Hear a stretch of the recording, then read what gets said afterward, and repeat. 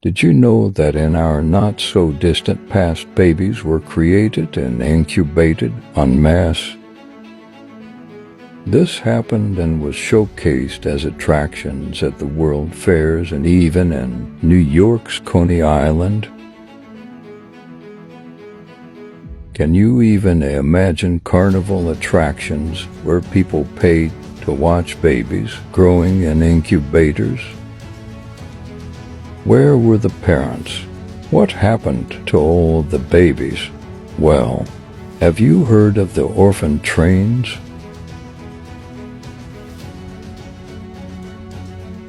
They were packed off and shipped out west to help repopulate the great Tartarian cities found abandoned across the land.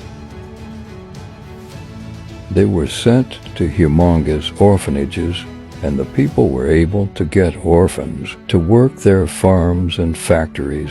Free labor was abundant, and it was needed to rebuild after the last reset.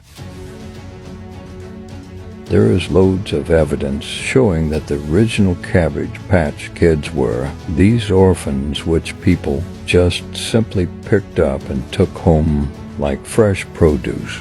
Many children were basically indentured servants and were subjected to lifelong slave labor and sexual abuse. Everything they taught you is a lie. America was covered with empty Tartarian cities, left to rot after the Great Reset, and those that followed grew a few millions babies to repopulate and rebuild.